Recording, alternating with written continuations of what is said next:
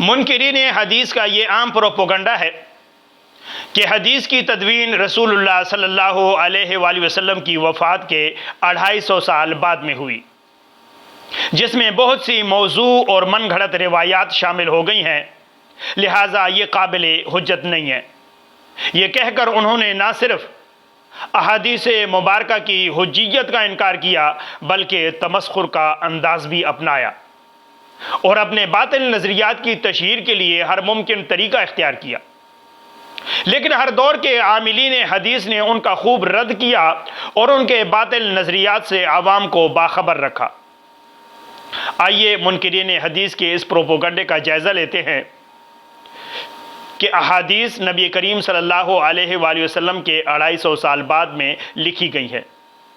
حقیقت یہ ہے کہ صحابہ کرام رضوان اللہ علیہم اجمعین نے جس اہتمام سے حدیث کی حفاظت و اشاعت کی وہ محیر العقول بھی ہے اور عدیم النظیر بھی۔ کئی صحابہ کرام رضوان اللہ علیہم اجمعین نے خود کو اس کام کے لیے وقف کر رکھا تھا،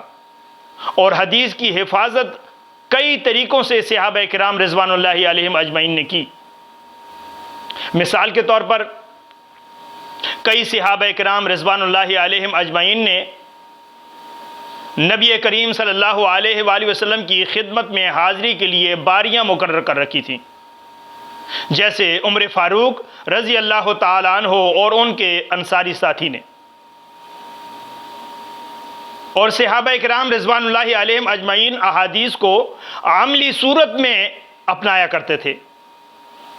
جیسے نبی کریم صلی اللہ علیہ وآلہ وسلم کو کرتے دیکھا ویسے کر لیا، اور یہ عملی حفاظت اس وقت کے تمام صحابہ کرام رضوان اللہ علیہم اجمعین میں پائی جاتی تھی۔ پھر اس دور میں حفظ پر زیادہ مدار تھا، جیسے حضرت عبداللہ بن عباس رضی اللہ تعالیٰ عنہ فرماتے ہیں، کننا نحفظ الحدیث، ہم حدیثیں یاد کیا کرتے تھے، اور صحابہ کرام رضوان اللہ علیہم اجمعین آپس میں احادیث کا تکرار کیا کرتے تھے۔ پھر لکھنے والوں کی تعداد اس دور میں بہت کم تھی، سارے مدینے میں صرف چند افراد ہی لکھنا جانتے تھے،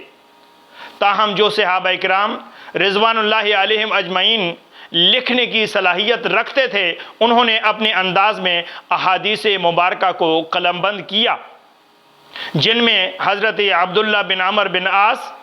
حضرت علی بن ابی طالب، حضرت انس بن مالک، حضرت ابو ہریرہ،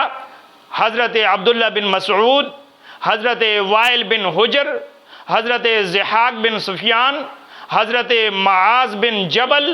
حضرت رافع بن خدیج، حضرت سعد بن عبادہ، حضرت سعد بن ربیع، حضرت سمرہ بن جندب رضی اللہ تعالی عنہم۔ ان صحابہ کرام رضوان اللہ علیہم اجمعین کے صحائف کا تذکرہ کتب رجال اور حدیث کی کتابوں میں موجود ہے، جیسے تہذیب، تذکرۃ الحفاظ، سیر اعلام النبلاء، اور حضرت ابو ہریرہ رضی اللہ تعالیٰ عنہ کا صحیفہ تو بحمد اللہ طبع بھی ہو چکا ہے۔ صحابہ کرام رضوان اللہ علیہم اجمعین نے حدیث مبارکہ کے جو صحیفے مرتب کیے وہ لوگوں نے زبانی یاد کر لیے تھے، اور وہی صحیفے بعد میں چل کر روایات کی شکل میں مدون ہوئے، اور یوں اللہ رب العزت نے دین متین کی حفاظت کا تا قیامت بندوبست فرما دیا۔ وما توفیقی الا باللہ، علیہ توکلت و الیہ انیب۔ ہمارے چینل بزم اصلاح کو سبسکرائب کر لیں۔ والسلام علیکم ورحمۃ اللہ وبرکاتہ۔